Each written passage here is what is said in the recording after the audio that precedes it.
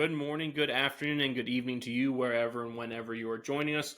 Welcome to our latest edition of What Caught My Eye, or WCME Sports. As always, I'm your host, the coach Nick Vesci, joined by the boys Stephen Vesci. What up? And the man Stephen Comlow. If you're new to our show, we like to think of ourselves as the sports show for sports fans about sports. We focus mostly on what happens inside the lines of competition and less about the TMZ tabloid-like news that unfortunately dominates much of our sports headlines these days. Now, before we get started into our top catch of the evening, just a reminder to follow us on all of our socials on X, Instagram, and Facebook at WCME_sports. You can also visit us on our website, WCMEsports.com. And you can check out all of our episodes.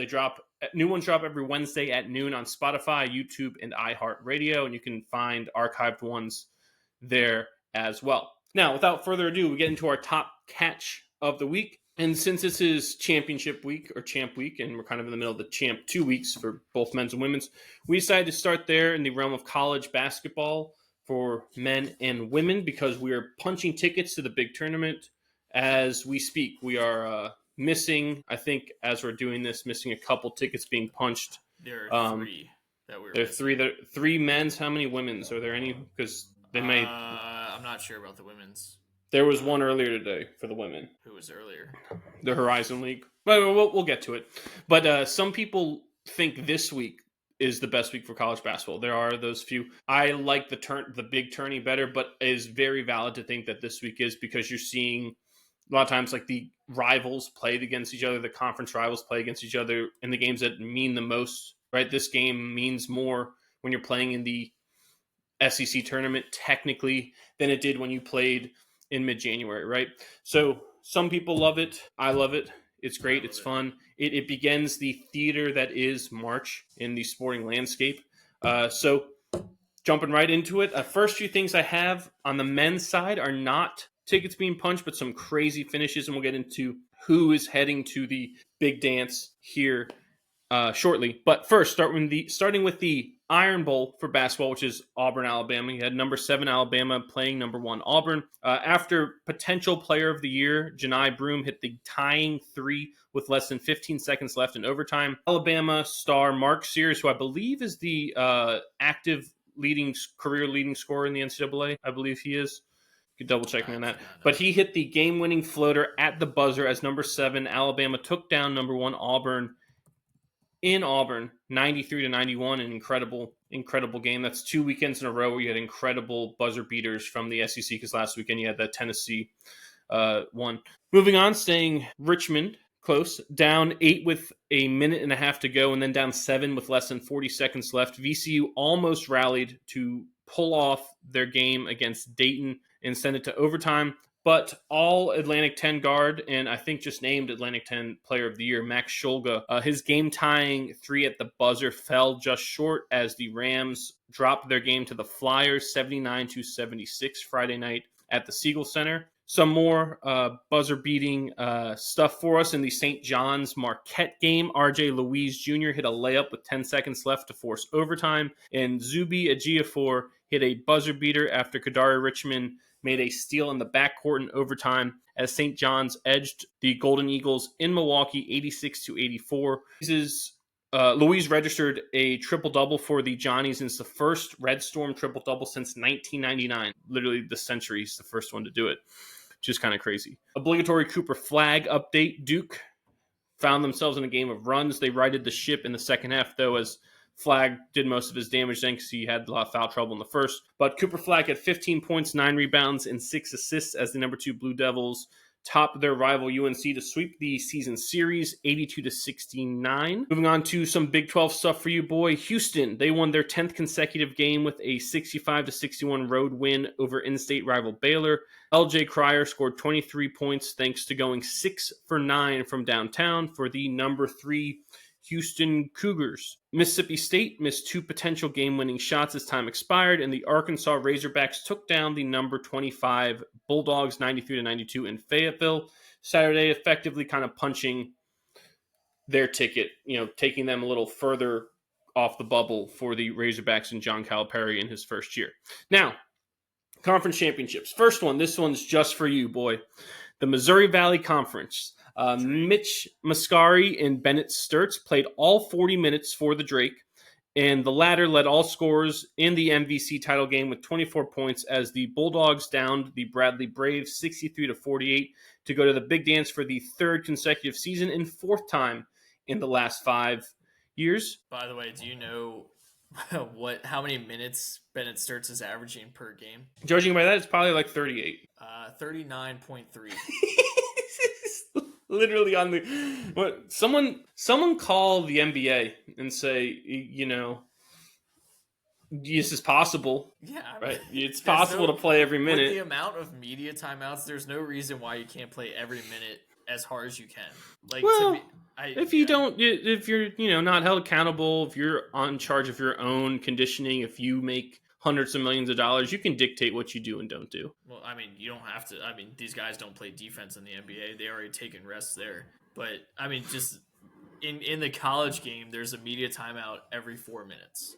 There's zero reason why you can't play hard all the time and get there. And the only reason why you come out is foul trouble, or if you're ineffective. Yeah. And you need to get reset. But the best players play every minute. Yeah, but I would say it does behoove you to have some break, right? I know sometimes coaches, what they'll do with a guy like a Sturts is if they see, with 13 minutes. Yeah. Like if there's like 12 minutes and 30 seconds left, they know the other 12 timeouts going to come. They'll sub him out. He'll get 30-second break. Maybe you even call a timeout, right? It gets under 12. You call a timeout. He gets that whole break. He's only missed 30 seconds of game time. Then he comes back in. I don't know if that's what Drake's coach does. I haven't watched them enough. But I mean, that might be the 0.7 minutes that he doesn't play. But I don't know. I would have to think, unless he's in foul trouble, which he doesn't typically get into, he will be playing all 40 minutes of their tournament games. Yeah. And I noticed you said games. Is that a precursor? I think they're way underseeded. I think they're maxed out at this 10 seed. Yeah, no, that seems right. I mean, here's the issue. You look at their record, right? What are they? 29-3, 30-3, which is incredible, right?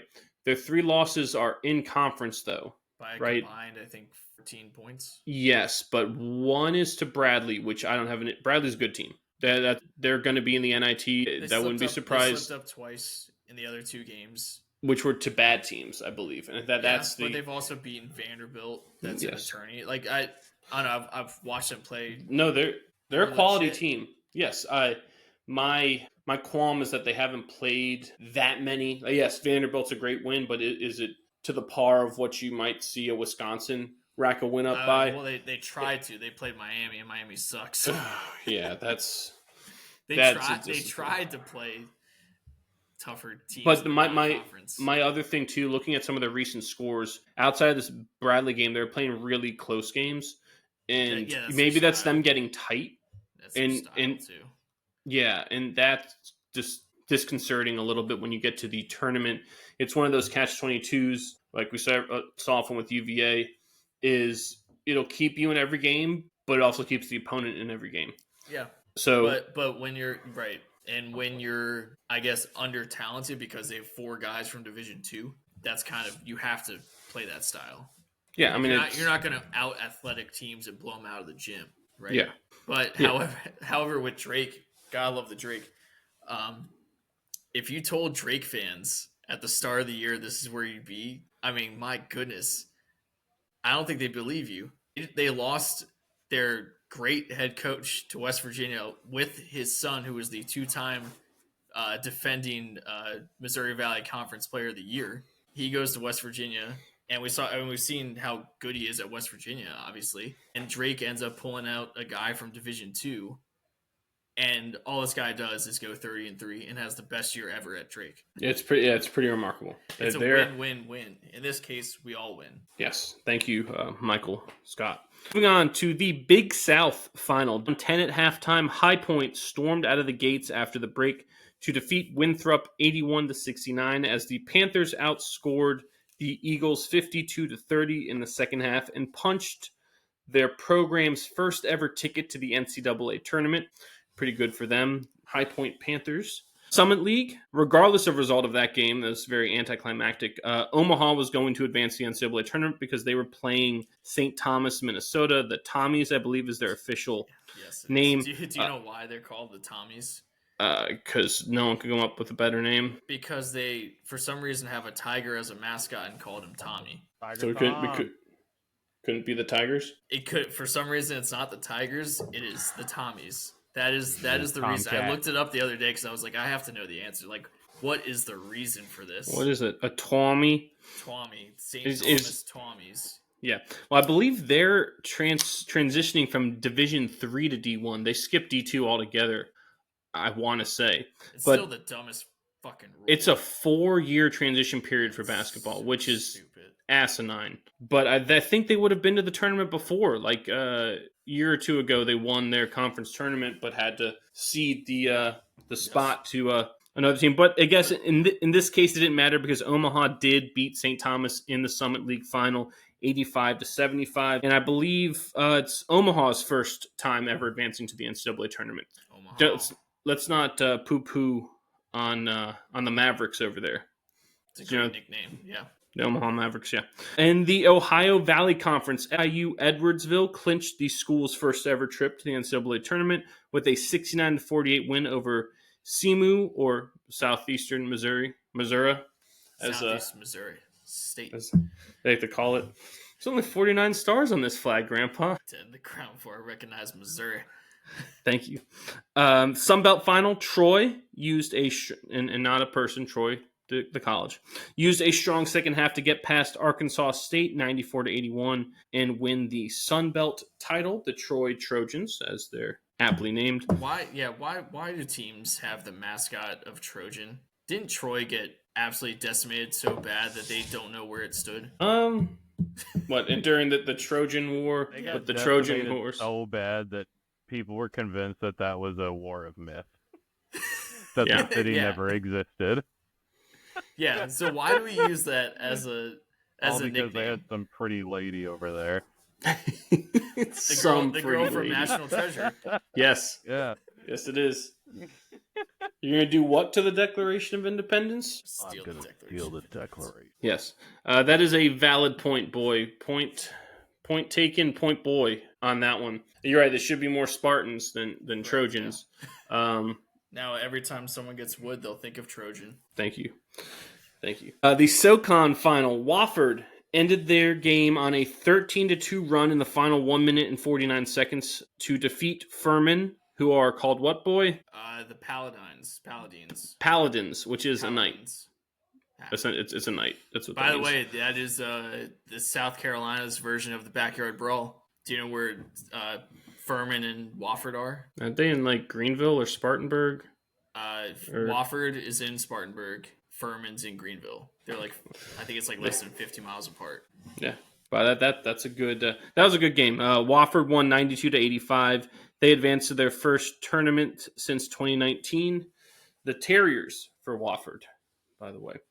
And last but not least, unless I missed something here, boy, on the men's side, the A-Sun or the Atlantic Sun final, led by Joe Anderson's 23 points, Lipscomb, which is not a term for an ailment of your face, but Lipscomb defeated North Alabama to reach the NCAA tournament for the second time in school history and first time since 2018, I believe, or 1998, something like that. It's 2018.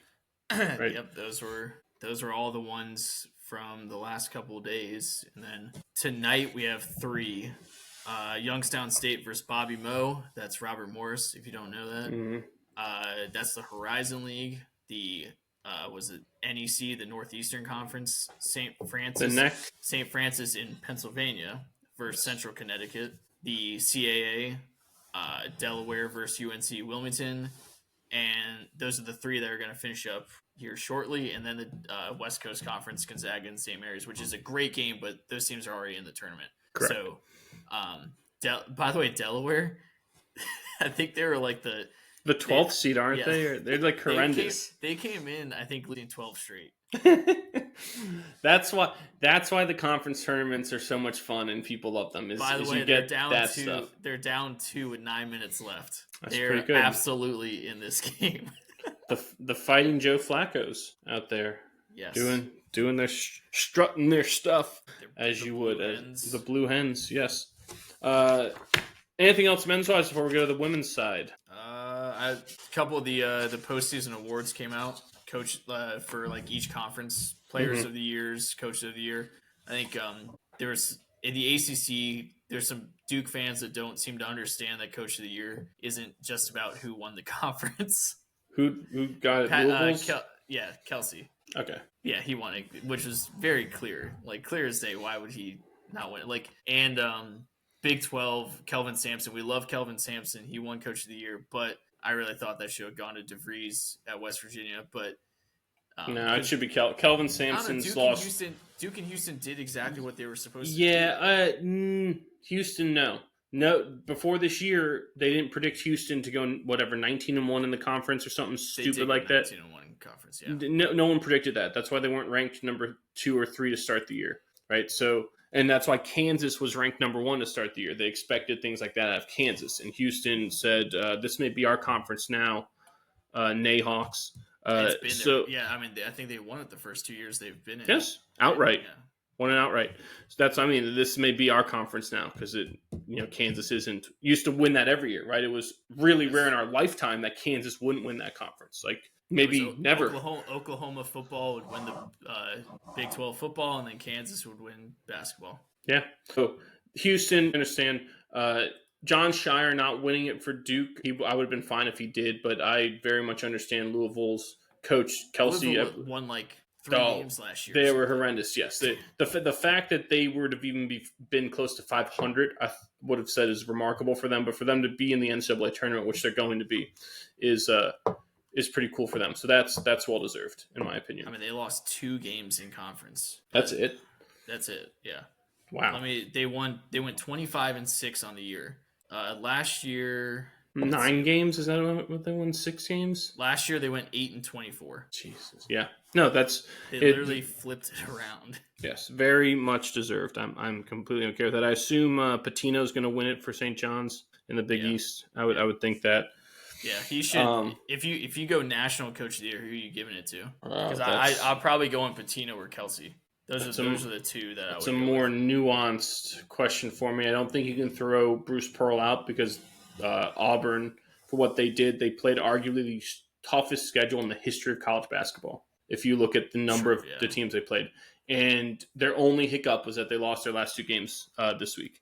Yeah, literally every game they played this year was a quad 1. It was something like crazy, something stupid like 17-2 or 17-3 against the teams that are in the tournament. Yeah, it's crazy to play that many essentially tournament games. So for them to do what they did and be where they are, I think Bruce Pearl. That was my first guess was Bruce Pearl, to be honest. Yeah. But there's a lot of people you could go with that I wouldn't be upset about. At Drake. That's such a remarkable story. I'm good with that as well. I love Randy Bennett at St. Mary's, but I don't think he would win. He'd probably garner a few votes. Penny Hardaway at Memphis, I think, would garner some votes as well for how well they've done this year. But, I don't know who I would go with. Dusty May at Michigan. Yeah, they fell off a little bit at the end. But you could also say his counterpart in the state, Izzo, because they weren't expected to do what they did. Or Wisconsin. Guard. Yep. So there's a lot of people, but and Kelvin Sampson, let's not forget about him. Texas Tech's coach is probably someone who might get a few votes. But I think I'm going to go with Bruce Pearl. All right. I'll take Kelsey on that one. Moving on to the women's basketball. When we get to that, this will be our Mimosa Minute for this week. Our Mimosa Minute, if you're new, is a segment we do to highlight women's excellence in women's athletics. It's sponsored by our good friends at Maine & Co., the creators of the Modern Mimosa. That's Mayne & Company. Visit them at mainsip.com and follow them on Instagram at main.co to stay up to date with new releases and just order your own Modern Mimosas today. Again, Maine & Co., championing women's athletics since 2020. They can even be found at Indiana Fever home games, which is pretty cool. So on the women's side, tickets punch is all punching tickets. this week. They punched a bunch of them. And on the women's side, if you know, they played their like bigger conference tournaments first. It's interesting that in the men's side, they play the smaller conferences, then they end with the bigger conferences. And on the women's side, it's the opposite. So they played all their big conferences first, the power ones. And now this week is all the smaller conferences. But we'll start with a smaller one, the Ohio Valley. Tennessee Tech defeated Lindenwoods 82-76 in overtime to reach the NCAA tournament for the 12th time. Pretty good for them. I forget what they are. They got a cool logo, Tennessee Tech does, and kind of cool colors. So like purple and orange. Some hawk, something like that. River hawk, maybe. Moving on to the SoCon final, another overtime game. UNC Greensboro defeated Chattanooga 64-57 in overtime to reach the big dance for just the second time in program history and first time since 1998. So good for, I believe they're the Spartans, UNC Greensboro. Yes, they are. If I'm not mistaken. Tennessee Tech is the Golden Eagles. Oh, which is sweet as shit. By the way. The ACC final, number 11 Duke erased a 14-point deficit to defeat number 7 NC State 76-62 to win the ACC title, thanks to 22 points apiece from Ashlyn Jackson and Aluchi Okunanwa. The SEC, number 5 South Carolina, clinched their third straight conference tournament title with a 65-45 drubbing of then number 1 Texas. I still think you got to put them as the favorites to win the whole thing. If you don't bet against Dawn Staley at this point, it's like betting against Tom, or Pat. You just don't bet against them. The Summit League, number 25 South Dakota State defeated Oral Not Anal Roberts 84-68 and advanced to the tournament for the third straight year and 13th time in the last 16 tries. The Atlantic 10 final, George Mason earned the program's first ever trip to the tournament with a 73-58 victory over St. Joe's. In the Big Ten, number 4 UCLA avenged their only 2 regular season losses to USC by defeating the number 2 Trojans to win the Big Ten title in their first year in the conference. Over in the Big 12, number 8 TCU continued their incredible story, and they'll head to the tournament after defeating number 17 Baylor again, 64-59 to win the program's first Big 12 tournament title. I believe the last time they won a tournament title, they were in a different conference, right? Because they were in the Mountain. Yep. But TCU is entering the tourney with a record of 31-3. And if you remember, we chronicled this last week, I believe, coming into, or 2 years ago, they won one Big 12 game. And they literally 31-3 this year and beat Baylor. Because remember, we said that too. They hadn't beat Baylor in like 35 years. They've beaten them, I think, thrice this year. The Big South final, High Point. The women defeated Longwood, not to be confused with Bongwood, 59-53 to earn their second NCAA tournament appearance. The other one coming in 2022. So kind of cool for the Panthers down there, the both men's and women's sides going to the big dance. In the Sun Belt, Crystalline Rose's layup with 46 seconds left forced overtime for Arkansas State, and the Red Wolves prevailed in the extra session, 86-79, to make it to the big tournament. Rose led Arkansas State with 23 points after going 10 of 16 from the field, which is very, very efficient. The Big East final, Paige Beckers led all scorers with 24 points to go along with 8 rebounds as number 3 UConn defeated number 22 Creighton 70-50 to win their 5th straight Big East title and 12th straight conference title. How could that be, boy, that they won 5 straight Big East titles but 12 straight conference titles? Were they not always in the Big East? Correct. What conference were they in from 2014 to 2020? The UConn women? And men and everyone. Oh, the American. Yes, the American Athletic Conference of American Athletes. I'll be honest with you, I forgot that I did too. Existed. Like, I forgot those basketball teams from the Big East did that. Yes, because, well, it's funny you forget, but your school is one of the schools that was in the Big East that went left in Big 12. It's a little different. It's because there's the Big East schools that didn't have football programs or good football programs or adequate or decent ones. The American. Yeah, so what happened is when the Big East dispersed, you had Pitt and Syracuse went to the ACC. West Virginia went to the Big 12. All of the Catholic Seven, as they're called, stayed. Yeah, took the name and made their own conference and added some more teams to it. And that kind of left UConn sitting there going, what the hell do we do? And why are we getting screwed? So that's when they went to the American, because I think Cincinnati went with them. I think Cincinnati was in the Big East at that time. Yes. if I'm not mistaken. I believe you're correct. So yeah, What are the Catholic 7? it's St. John's, St. John's, Providence, Providence, Georgetown, okay, DePaul, Villanova. What are we missing here? Yeah, this should be a lot easier. Yeah, that's those 5. Yeah, blanking. Xavier. Xavier was part of that? I don't know. They're in the Big East now. I know Xavier. Well, no, all the Big East teams now are Catholic in some way. Xavier, Creighton, Marquette. Seton Hall. Yeah, I knew I was missing a big one from the East Coast. Seton Hall would have been 6. Unless they got rid of someone.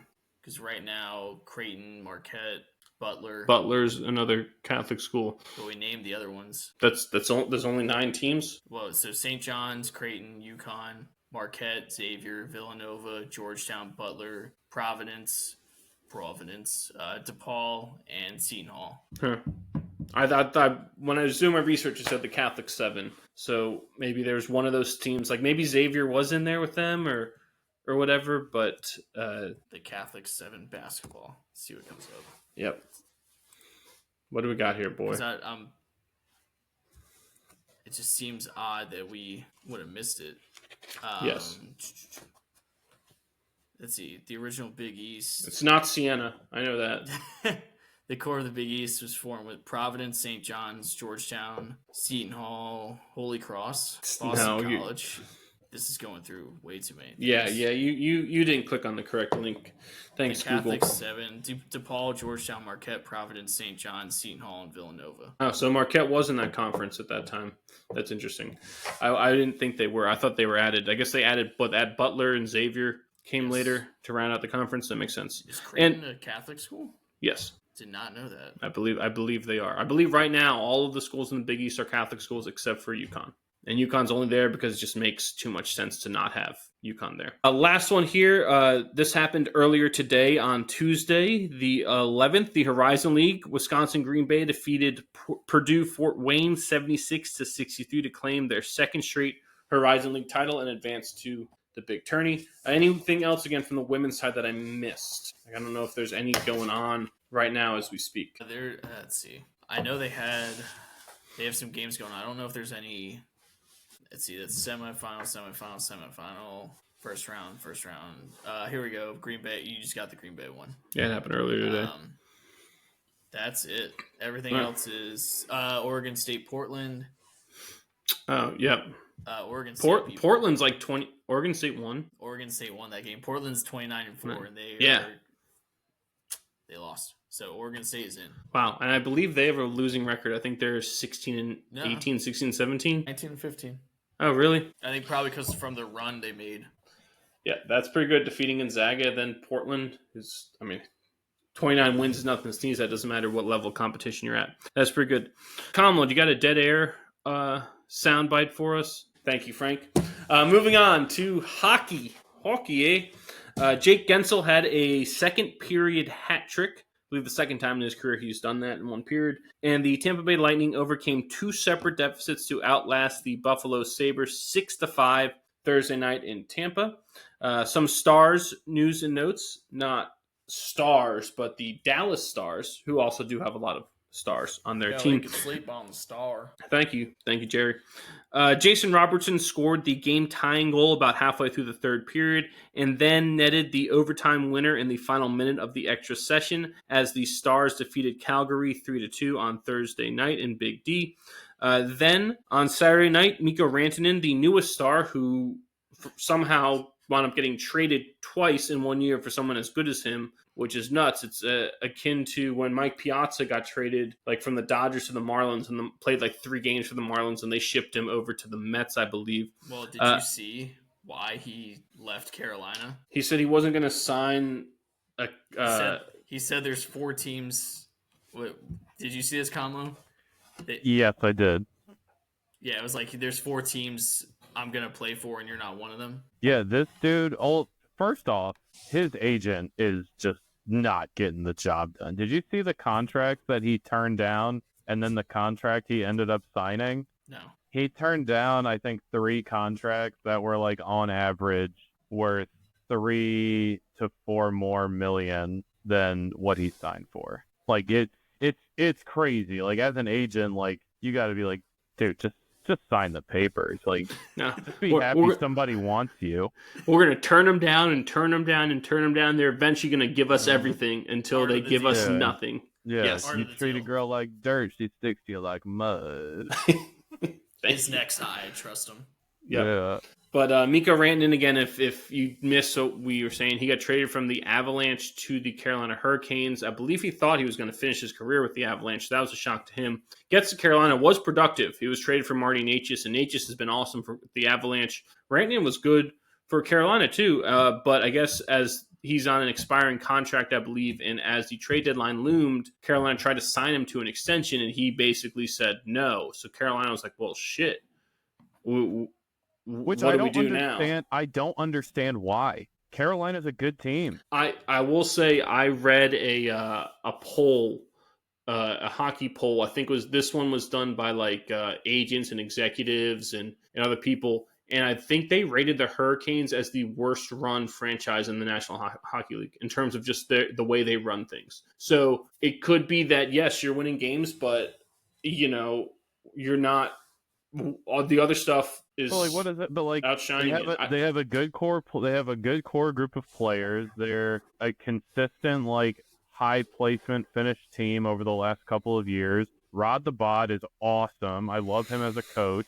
So like, I mean, what, like, short of like they're pulling some like Oakland Athletics Billy Bean, you got to pay for sodas in the clubhouse type shit. Like, what are we talking about? Like, I don't know. would love to know what the parameters of that poll are.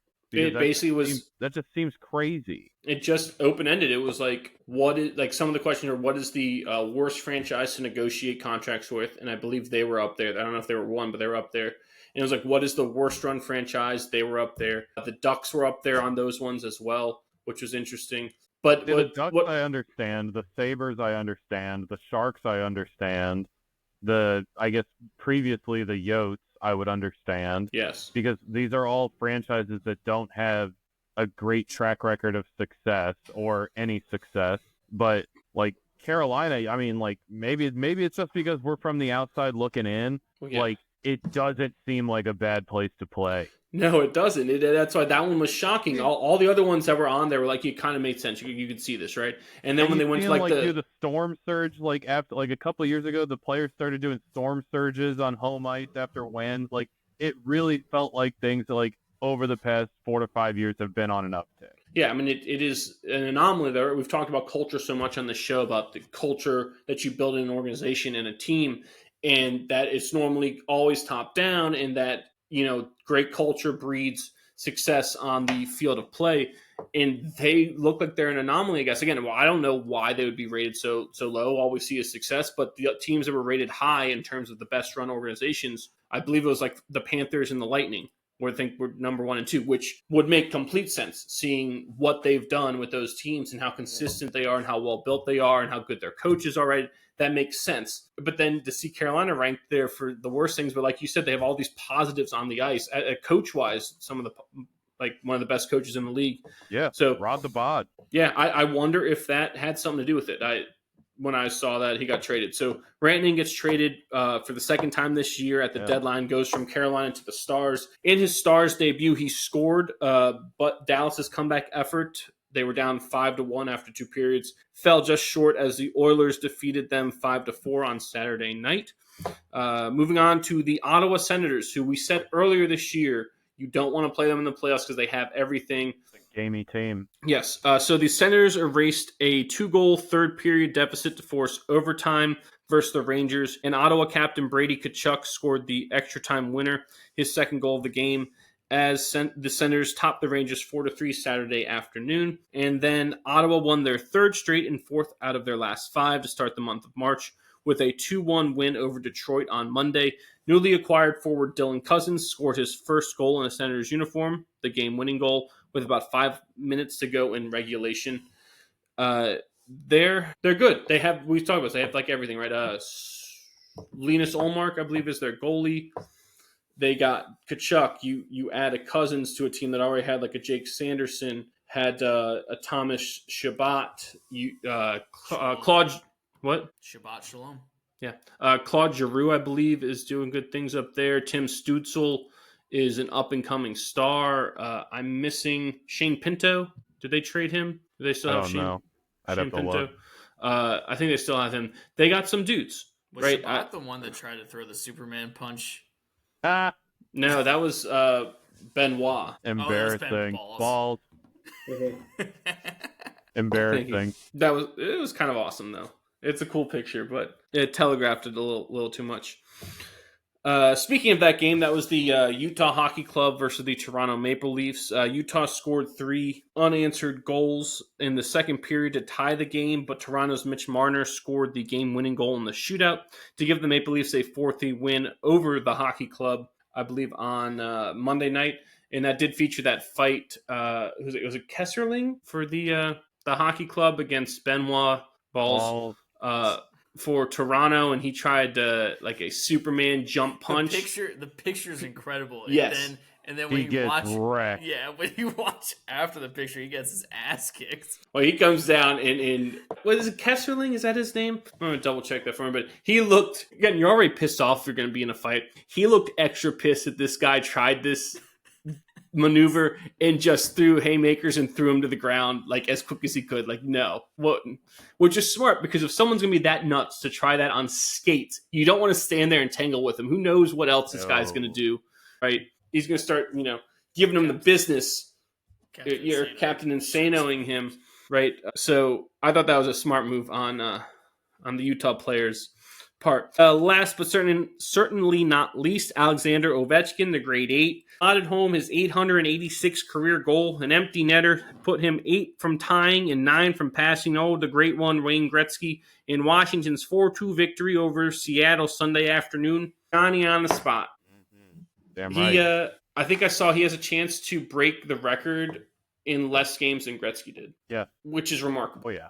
Considering, and I've said this to, I think to you guys before, but other people, but the time and place now in the modern hockey game, there's never been more goal scorers on the ice. Back in the day, and this is not to take away from any of the great scorers in the history of the game, like a Gretzky or Mike Bossy, but back in the day, if you were, you had like 2 full lines out of your 4 were just out there to just rough it up and grind and mash, and they're not really out there to score goals. They're making, dirtying up the game. And you had 2 lines that were out there just score goals. And those guys, I want to say, were playing more time on the ice as well. But you also had enforcers who were keeping them clean too. So you had more chances to score. And so I've seen a graphic that adjusted for era based off the number of goals scored. Consider the goalie equipment as well. True, the goalie talent, the goalie equipment, the defensive talent. It's way harder now with that stuff, but the offensive talent's better, and the games open up with you can do 2-line passing, right? Yep. So it's a benefit now. I think it evens out, because I was thinking about this exact same thing the other day. Is wow, Ovechkin in this era to be able to do that is incredible. And then I thought, the game's also geared to score more. It is. The goalies are better. Defense is better, coaching's better, the teams have more parity. Yeah, the game's evolved, that's for sure. I think the bigger thing is the fact that you have everyone who's on your team right now, all 4 lines and all 6 defensemen, have the ability to score. Right? They all have the ability to score. Whereas back in the day, they didn't. Right? So you were having the goal scoring opportunities. It was almost like in soccer sometimes, right? You got your number 9 or your 10 or your center forward, and they're just up there. That's the guy who's going to score the goal. It would be a miracle if someone else on that pitch scored a goal. And that's kind of what it was in older time hockey. But now you wouldn't be shocked if a third liner gets a hat trick. It probably happens all the time. Yeah. Anything else hockey-wise, eh? Oh, yeah. Aaron Ekblad getting a 20-game suspension for the Florida Panthers. Failed a random drug test and popped hot for some performance-enhancing substance. Beaver tranquilizer? Claims that he was taking it after his injury that kept him out for 8 games, was taking it to help recovery times, whatever. But because Florida only has 18 games left in the season, that means one of their top scorers is going to be missing for the first 2 games of round 1 of the playoffs. So big implications there. Well, the top defenseman. Yeah. Top scoring defenseman. Sorry, but yeah, I mean that's a big present to miss. Yes. Ekblad's awesome. He's Too like bad the longest tenured Panther, I think. yeah, because he's doping. And Hey, so the guy wearing the Orioles shirt, I would back off with that. There was a time for a 10-year period during the Yeah. steroid era where literally every testified in single front of player Congress, on your though. team, from Jay Gibbons to David Segui, Yeah, but we was don't have dick to doping. show for it, okay? Yeah, that's the worst part. You were terrible, and Yeah, everyone on your team was so you cheating. can see why I would talk aggressive about a guy who just popped hot after winning a cup. No. Other big news for Caps fans, this broke earlier today, is there had been a lot of growing concern that the Monumental Sports Network team was gonna possibly miss Ovechkin's record-tying and record-breaking goals because NHL and ESPN had I'm gonna say hijacked. They hijacked several of the broadcasts where he could possibly break it. So they hijacked 4 games where they're playing the Islanders, Carolina. They play the Islanders twice, Carolina once, and Columbus once in these 4 games that the big networks hijacked. And, like Caps fans and Monumental and Ted Leonsis had been making a big stink about it, like this isn't fair, like the team and like the local sports network that like means so much to this area is potentially going to miss out on these goals. Well, the NHL signed a cooperation agreement, so there will be a Monumental Sports broadcast for those 4 games. Along with the national one? Correct, along with the national one. I'm good with that. I do think that there should be an addendum mixed in there where the national broadcast should only be up and available for 24 hours, and then it should be burned and deleted forever. Because I can hear the announcers now. Here's Alex Ovechkin breaking Wayne Gretzky's goal scoring record. Back when he barely edged out Sidney Crosby for rookie. I can see the national announcers botching the hell out of this, and it doesn't make me happy. I will be tuning into the Monumental Sports Network, the only network for your Washington Capitals. That's really all I got, hockey related. But yeah, I think those are 2 really, really big stories. What would you say if it was Doc doing it though? If it was Doc, totally different. Right. Totally. If Doc and Eddie Olczyk were on the call, what if Pierre was in between the glass? No. 20 minutes in the ice. 20 minutes in the ice. No, I wouldn't watch. But if Doc and Eddie Olczyk were on the call, I would probably record it and then kind of go back to see how they covered it. But I mean, of course, I'm going to be turning into Joe B and Locker and Alan May and Smoking Al Koken. Alexa Landestoy and Smoking Al Koken. Yeah, all those guys. Hopefully Alexa Landestoy doesn't have her baby before then. You know who she's married to? She's married to like the head of scouting for the Pittsburgh Pirates. Really? That's like the most random Isn't that cool? person to be married to. That is. Devontae Smith-Pelly does stuff for them too, right? Yeah, he shows, I think since he's like in and out, but I think since Craig Laughlin is out, still recovering from his open heart surgery, and Alan May has been up in the booth with Joe B, I think DSP has been in the studio with Alexa Landestoy more. Yep. And Bruce Boudreau. I've seen his crazy ass. Bruce has been up there too. That's kind of cool to see. I'm not upset about that. I like it when Bruce makes an appearance. We got a lot of President's Cups when Bruce was here. Yeah, with 3, yeah. I think. Yeah, and nothing to show for it. No, because you had defensemen who were just glorified We forwards. got some Calders, we got some Norrises, we got some Rocket Richards. No Stanleys, though. Yeah. Not even a conference champion. That is true. Yeah. Anything else hockey-wise before we move on? No, go Caps. Thank you, Kamala. Moving on to the NBA, Nikola Jokic, the Joker. He recorded the first 30-point, 20-rebound, 20-assist game in NBA history. He had 31 points, 21 rebounds, 22 assists in Denver's 149-141 overtime victory over Phoenix on Thursday night. That is insane. That's ridiculous. But it's also ridiculous every time you start like listing the scores of these teams, or if I look up like while you're doing this, let me look up the scores and standings or whatever, and every score is like 120 to 115. Well, this was overtime, but you You're right. I mean, that's a lot of points. Almost I 300, understand the almost offensive 300 skill. combined points. I understand the offensive skill is incredible. God damn. I mean, can we get a game that's like, I mean, even like 100 to like 95?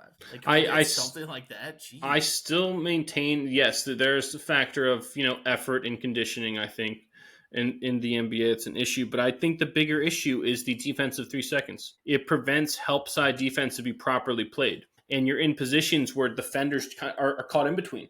Like, I don't know what to do. Well, like, do I help? But now I'm going to get a 3-second call and give them a point. Do I not help? And because if I help, now I'm going to leave this shooter open, and these guys knock down threes at such a prolific clip. It's like, what do? They're caught in between, and the best thing to do is not get the foul.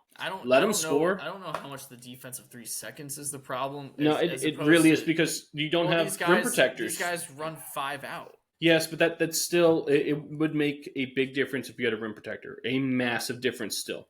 Because it would allow you to play help side defense differently. You know what I think would be funny, or what they could do? One, get rid of defense 3 seconds because it's stupid. Yeah. But also make the NBA 3-point line, the college 3-point line, all of a sudden they're not spread out. I've thought about that as well. That does contribute to the spacing, is how deep that's a deep 3. Yes, NBA 3 is far. 3. But these guys shoot it because they're specialized now, and this is what they do, and they grow up doing it. That's nothing to them. No, right? It's not. So just like moving that back to the NBA 3-point line, that used to be like, oh, like how's he going to adjust from college to the NBA? No, these guys shoot deep threes a lot, but however, all of a sudden mentally, right, you want to get closer, right? A closer shot's an easier shot, and the spacing just becomes a little bit tighter. Maybe that would do something. They're not going to. No, they never.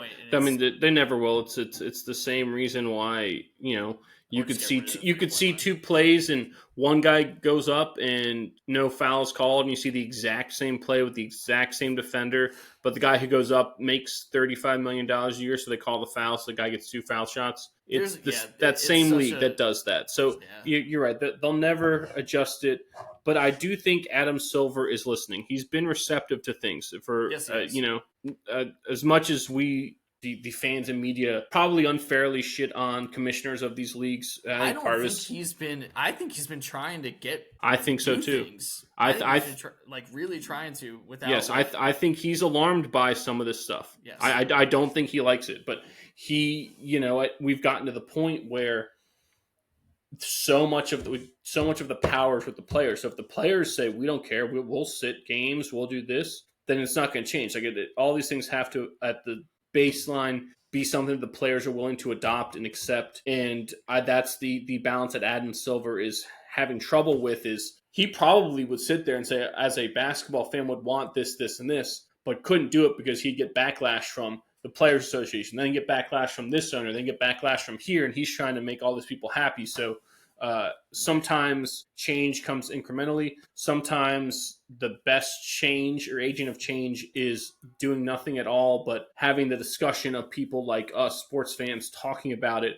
So then the pressure goes from the fans giving the pressure to the owners and players versus the commissioner providing the pressure. And sometimes just that difference of the trigger, yields larger results.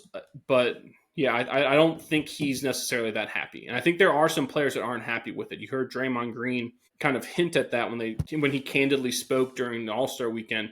I think there are some guys that are like, this is just not, what are we doing out here? But at the same time, if you're going to pay me $50 million a year to play 2/3 of my games and the NBA not try on defense, okay.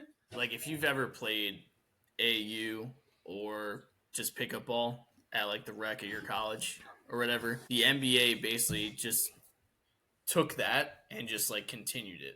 So yes, that's why these rules exist. It's a pickup game. That's why a lot of times the guy that plays the hardest ends up going out there, like a guy that in college that he's got the athleticism and some of the talent, but he wasn't scoring much in college or whatever, all of a sudden can come into the NBA and drop 20 a game because he's playing harder or whatever, right? Like the relative effort is different. He's not going against defenders that are. It's the best basketball players in the world playing pickup, and I don't want to watch that.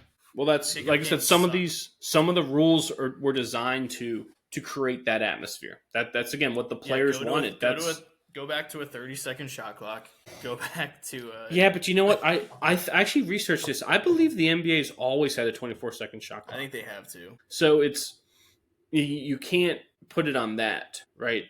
I think it has to come from the players, what they're willing to do and what they're willing to accept. And at some point, it means they're going to have to give up some control. And they might have to do stuff that they don't want to do. And that's... God forbid. Yeah, I know. Yeah, it's a God forbid moment, but that's hard to get people to do. That's called change. And we've talked about this. People hate change. Change sucks for everyone. So you're going to ask these guys who've grown accustomed to this to change. And this may take money out of their pocket or at least it risks that, right?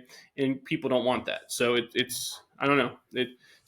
I do think something will change because I think enough players like the Draymond Greens of the world and enough fans who are fans of basketball itself will start it's amazing. I don't think I've seen such a disconnect between like the same sport being fans of college versus NBA, right? Typically, college football fans still watch the NFL, right? You're right. College baseball fans will still watch MLB. I do know some college baseball fans who hate MLB, but it's interesting.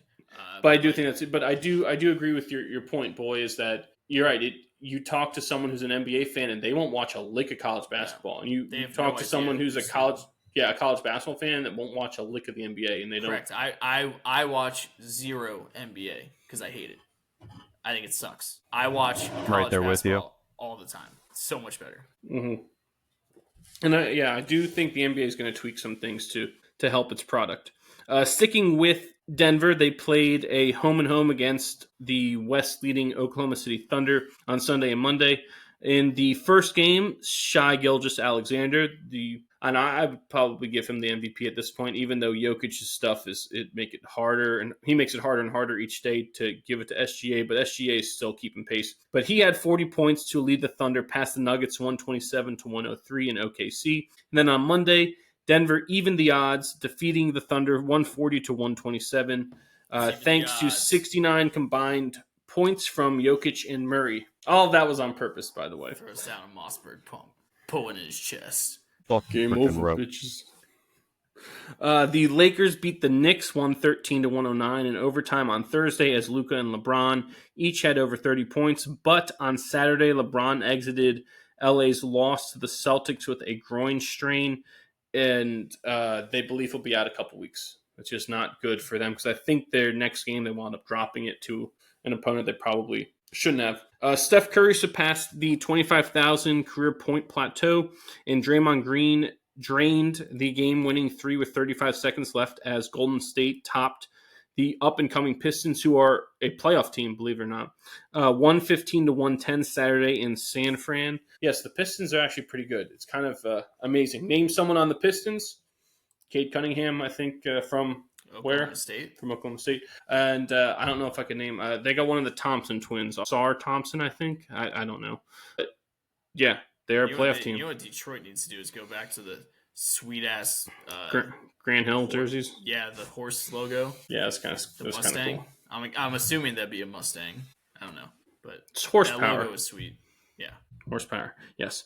Cleveland had 12 players score, including all 5 starters in double figures, and 3 more off the bench with 9 points as the Cavaliers beat the Bucks 112-100 Sunday night in Milwaukee. I mean, that is literally the perfect team effort. I think in that game, Giannis had like close to 40 points, but the team won. Again, 12 people scored, 5 guys in double figures, a few more that almost got there had 9 points. I mean, that is literally the definition of a balanced attack. That's pretty remarkable that a team can win that game that way. That's what Cleveland, I think, is so dangerous. Is they can win in multiple ways with multiple people playing multiple roles against multiple different opponents. They have all of the pieces you need to be successful. Yeah, they just won again. Yeah. They literally just beat the Nets. Yeah, they're incredible. Ivica Zubac had 22 points and 14 boards, and Kawhi Leonard hit the game-winning buzzer beater in overtime as the Clippers edged the Kings 111-110 Sunday evening. Wait, Anything else? Cleveland has Dean Wade? Yes, they got so many guys. Yeah, Sam Merrill from Utah State, I believe, is also on that team. They got guys coming in now. They're So they did like a bench game today. they're the deepest team in the league, I'd argue, as evidenced by that game. They've won several games this year where Donovan Mitchell isn't even playing. Mitchell, Hunter, and Jerome didn't play. Yeah, and they're still able to win. They won. My guy Dean Wade, he didn't really do anything, but still, he had 3 points. But I did not know he was great at K-State. Because I always loved the Dean Wade, because I was like, why do they keep saying Dean Wade? Yeah. Dean Wade. He's just this like big, tall white guy. It's Christineth. Are you stupid or are you deaf? You come to my house, you get my wife's name right. We're like 20 miles out. Yes. Arnie Palmy alert. Arnie Palmy alert. This one's got the vodka right here, honey. Is that a segue? Maybe. Before we get there, anything else, Kamlo? No. Thank you. Next, that's going to move us on to our golf segment brought to you by Long Jewelers at the corner of North Great Neck Road and Shore Drive, next to Hot Tuna in Virginia Beach. Whether you are shopping for an engagement, anniversary, or just want to get something for that special someone, Long Jewelers' incredible customer service makes them the easy choice with an impeccable selection and unbeatable prices. It's no wonder they have won Best of the Beach virtually every year. When it's time to make that decision, remember, you belong at Long Jewelers. You said segue. The Arnie Palmer alert takes us to the Arnold Palmer Invitational at Bay Hill Country Club in Orlando. Russell Henley shot a back nine 33, including a chip-in eagle on 16, which essentially won him the match, to earn a one-shot victory over Colin Morikawa and claim the Arnold Palmer Invitational for his fifth career PGA Tour win and his first since November of 2022, which was of course we all know, the Worldwide Technology Championship in Mexico. Yes. I believe I saw something. He had like the most top 10s in the last 2 or 3 years without a win. Russell Henley from? Is he from UVA? No, I believe he's from Georgia. He's a Bulldog. Oh. You ever see Georgia fans in person? They're psycho. They literally bark at other people. These are grown adults. A lot of times with small children with them. And they are barking at you for nothing. Just go Dogs. It's different down there, man. Gotta support the team. It just means more. Yeah, you said no more face painting, and as you can see, this is not my face. Yeah, me and 5 other guys are going to spell out Devils. Thank you, Putty. If you also didn't see it on our social media, our reporters in the field, David and Bailey Barnfine, from One Legacy Title and Escrow, they were there. They got us some sweet-ass shots, no pun intended, from their vantage points. They were so close to some of these guys that they could like reach out and touch them. I love the Scotty Scheffler clip of him teeing off because the sound it makes when he makes contact with it is like the different sound that you hear off of like Ohtani's bat.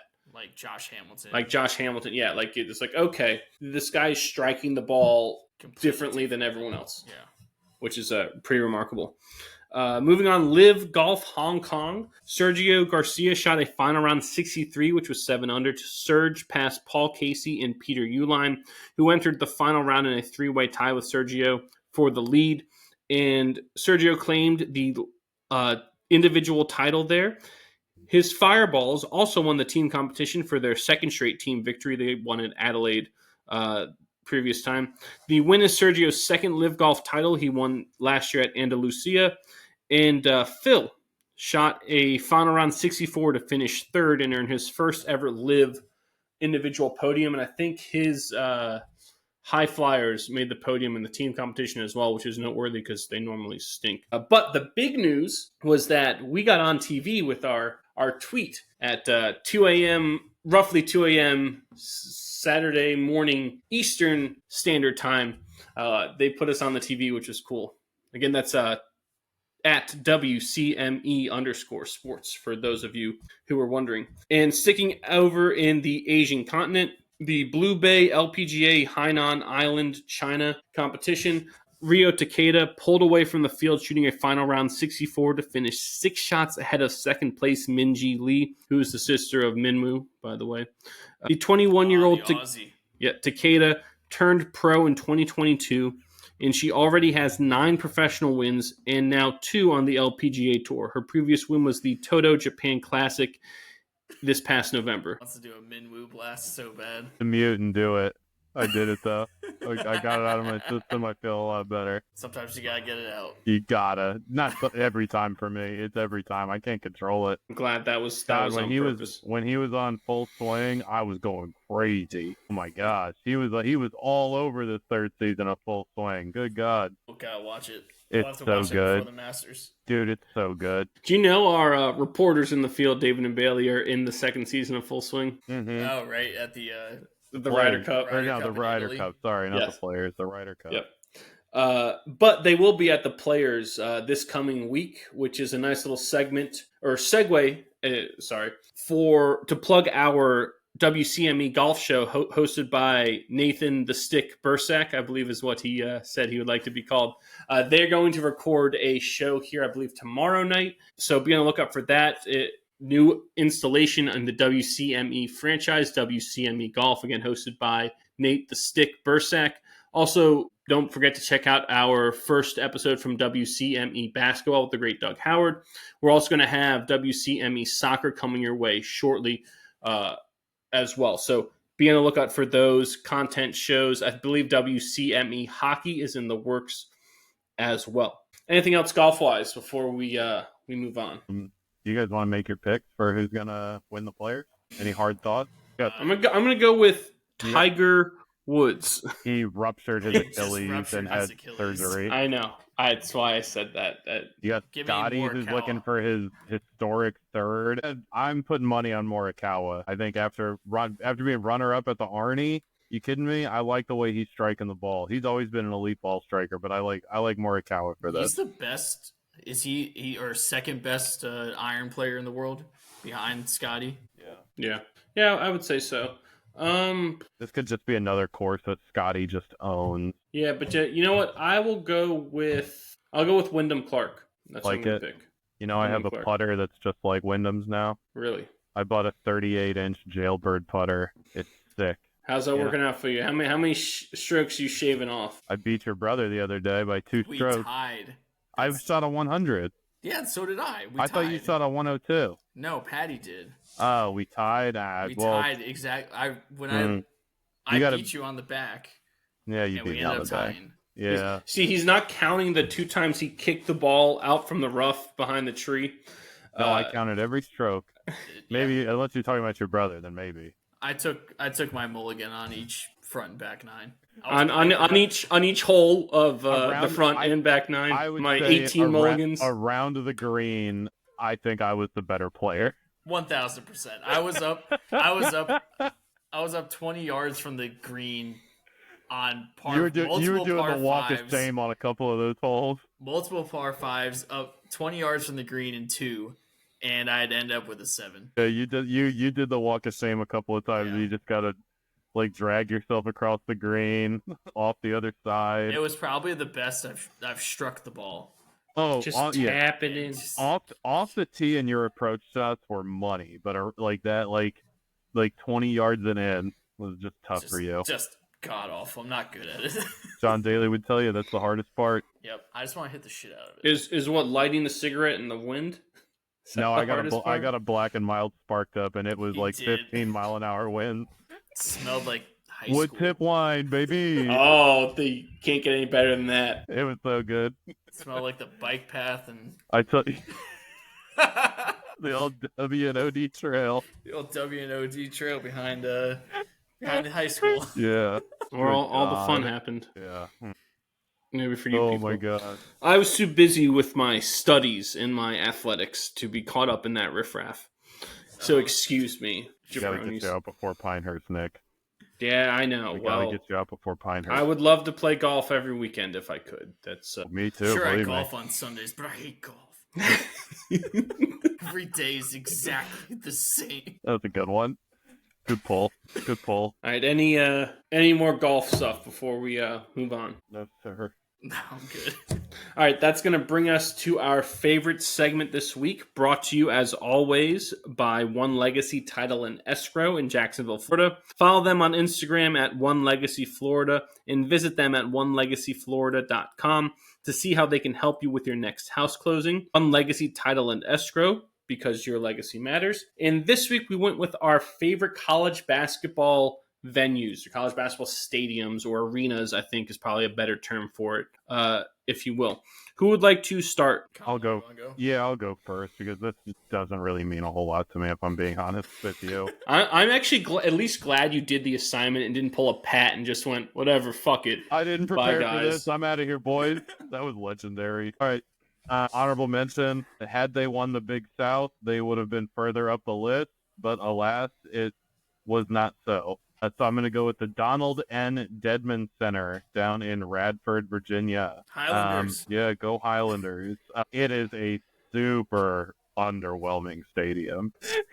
Dude, I'll be the first to tell you it's bad. I remember Tess was asking me about it, and I was like, I think we had one televised game when I was there for 4 years, and it was when the Harlem Shake was a big deal. So we did a big Harlem Shake before the game, and that place cleared out.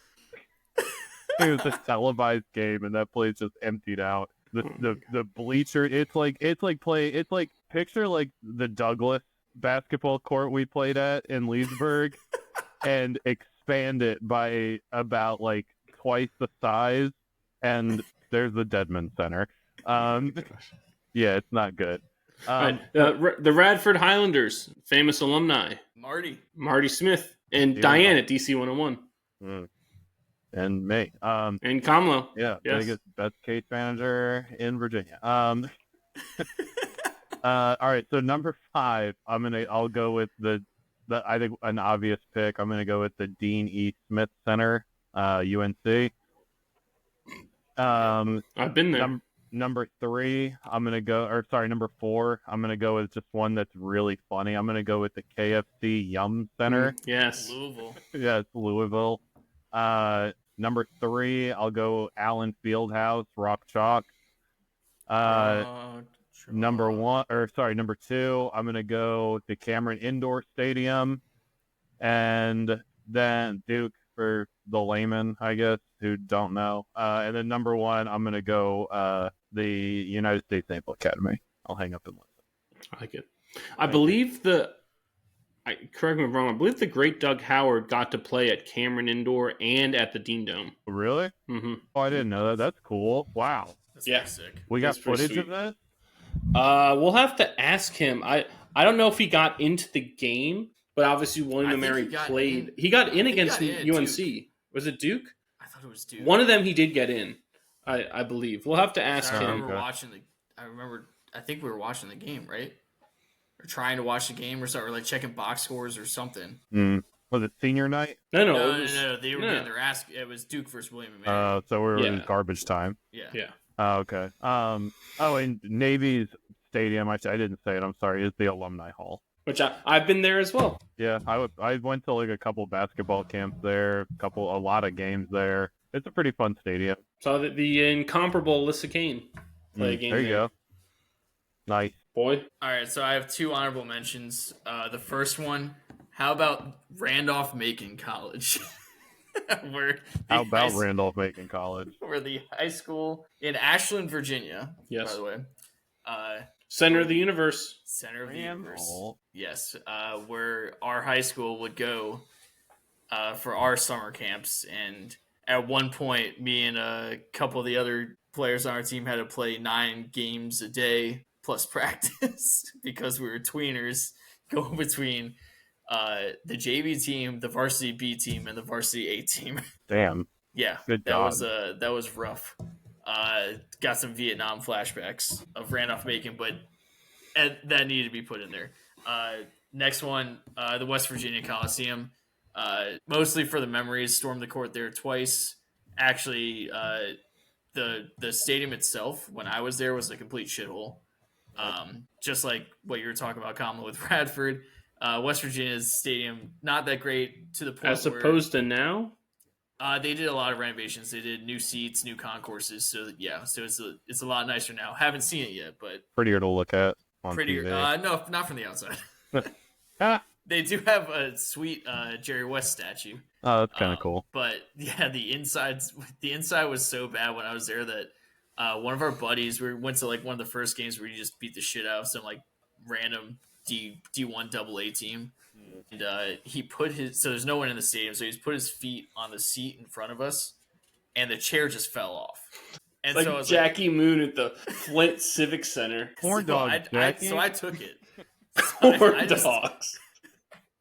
So I just took the chair. Nice. So that chair's in my house somewhere, and then they redid. I don't know what they did with that empty seat during the rest of the few years I was there, but yeah, I took that chair. Someone else's problem. Well, you Exactly. break it, you buy it, right? That's the rule. It was literally just putting someone's foot on the chair in front, and it just came off. It's like, you know what? It's actually a safety concern if this doesn't get removed. A line has been crossed by Father Pat, of all people. Jesus. Moving on. Number 5, Richmond, the Robins Center. Great stadium. Lot of fun there. I've been to a couple games. The atmosphere I was not expecting it to be as great as it was. It was loud. It was packed. The student section was actually great, which is very shocking. The stadium itself is extremely nice, which makes sense. It's the U of R. Moving on, number 4. No, who you know who else went to U of R? We said Lil Dicky went there. You know who Sean else? Casey. Who else? There's one more. NFL draft expert Todd McShay. He played on the football team there. Oh, And really? so I think he suffered a career-ending injury. He always has his Spiders helmet Yep, behind him. that's why. Yeah, did not know that. Should have known it. Just didn't think about it. And you're right, the mayor, Sean Casey, did play there. Sean Casey. Yeah, love Sean Casey. Number 4. So the rest of these are stadiums that I want to see, basically. Okay. Number 4, Indiana Assembly Hall, basically the home of college basketball. The Hoosier State, where they absolutely love basketball. That looks like such a unique and cool stadium. Yes. Number 3, Kansas Allen Fieldhouse. It's another stadium where I believe it's like sunken in. I believe you enter from the top, and it's I like thought it was cool. or the opposite. Yeah, I thought it was the opposite. I know, But I could be wrong. Yeah, it's one of those where it's like everyone's on it's like a one different- level. Yeah, it's a different thing, but it looks like such a great stadium. Obviously, the Kansas fans, Rock Chalk, Jayhawk, that eerie chant, they'll get you going. Number 2, I believe the most underrated stadium and the most underrated fan base, Iowa State Hilton Coliseum. They call it Hilton Magic for a reason. It is almost impossible to go in there and win. That looks like an absolute raucous environment and crowd. I would love to go see Hilton Coliseum in Ames, Iowa. Okay. And number 1, UNC, the Dean Dome. To me, it's the most aesthetically pleasing basketball court ever. That Carolina blue, there's something about just watching a North Carolina game that just like makes me fall in love with college basketball. I absolutely love UNC's court. So I have been to the Dean Dome. Sorry, UVA UNC game.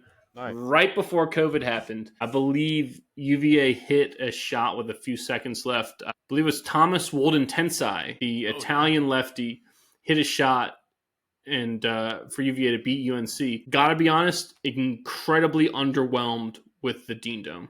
Really? Yes. Huge, large arena, a lot of people. Really wasn't that nice. I was shocked. It was so cool. The coolest part was that you knew you were in the presence of history. Right, you're walking down the hallway and you're seeing pictures of like these guys. But I truly have to be honest, I expected more from a place that is so revered. But I was like, yeah, it stinks. I love the look of the court. Yes, the physical court with the blue lines and just so that Carolina blue, plain. Yes, the color of the wood, like everything about it.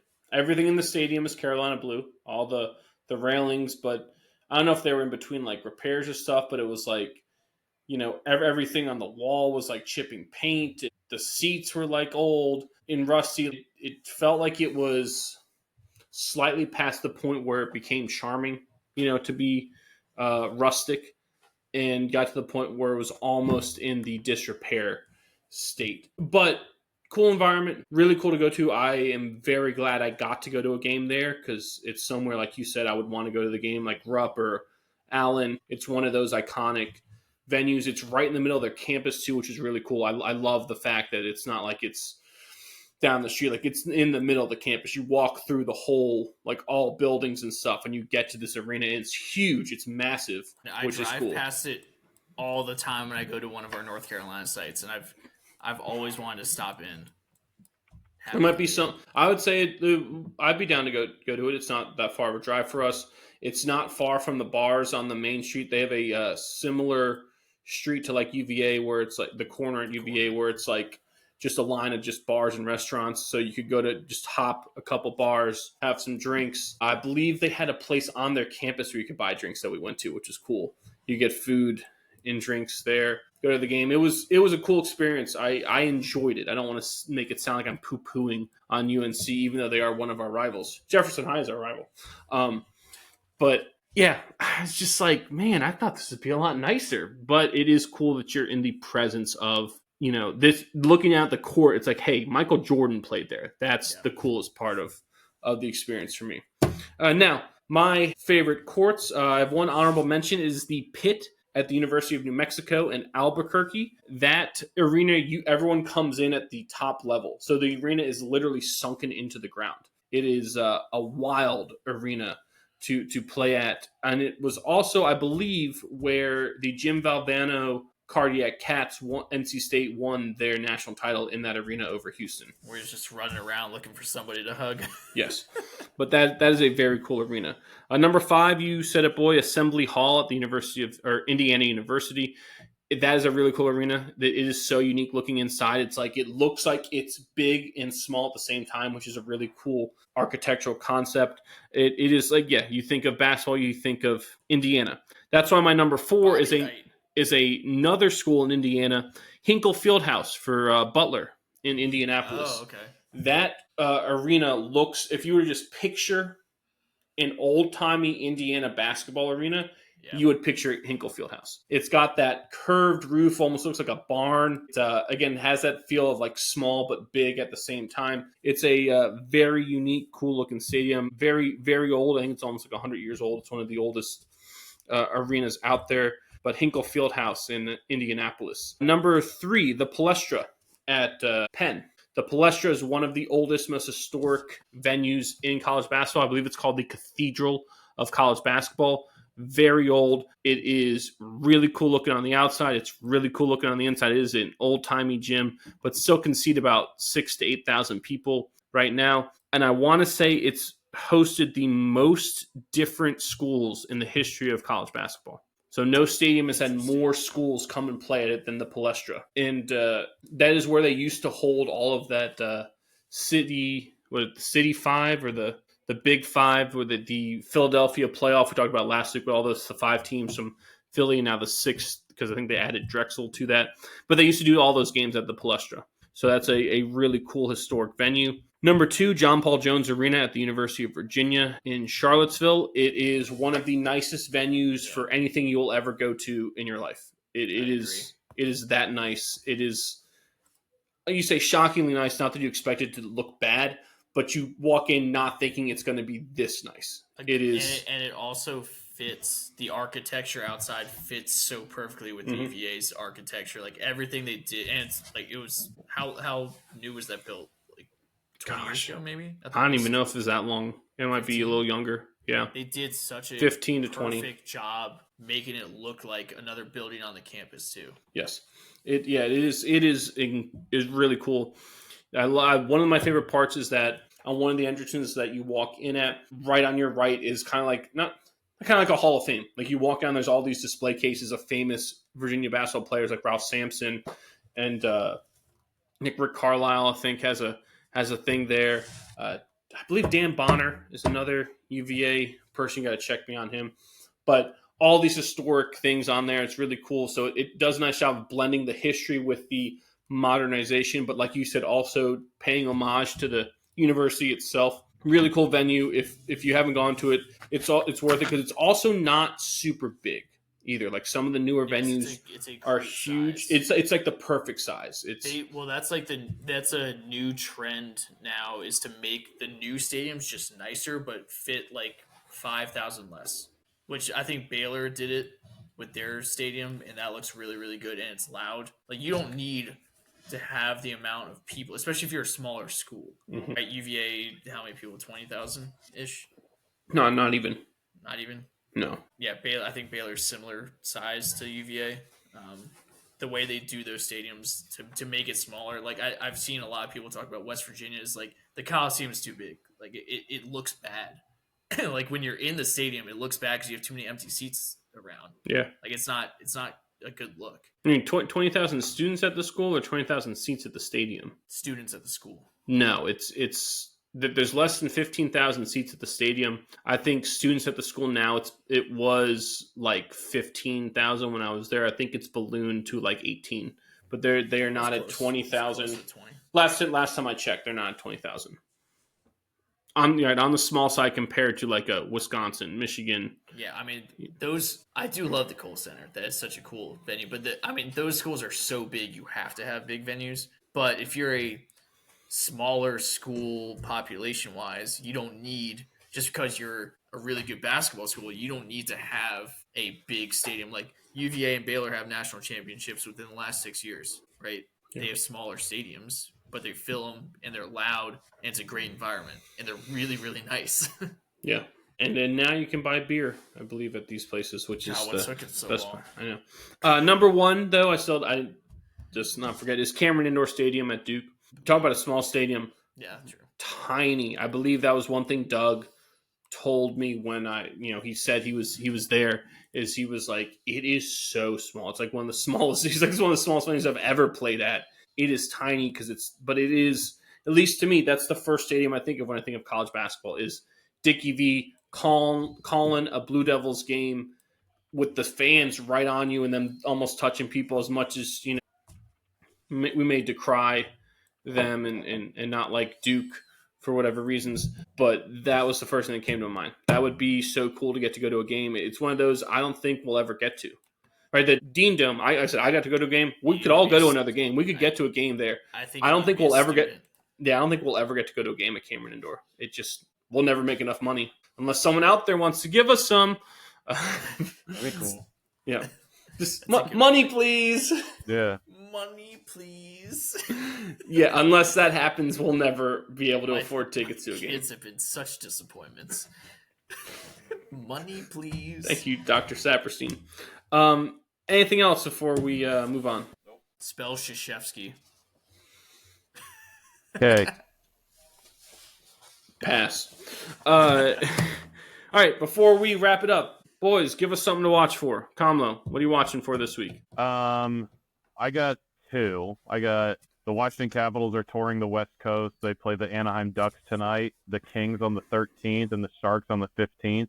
These are all very gettable spots for Ovechkin to keep scoring. Tom Wilson was recently listed as one of the 3 stars for the week, so he's also riding a bit of a heater. But the Ducks, 28th in the penalty kill, 20th in goals allowed.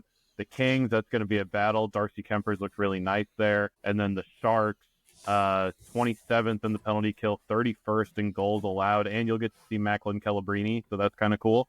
Last thing to look for some hilarious memes and some hilarious fallout coming from the MLB for their atrocious overlap hat.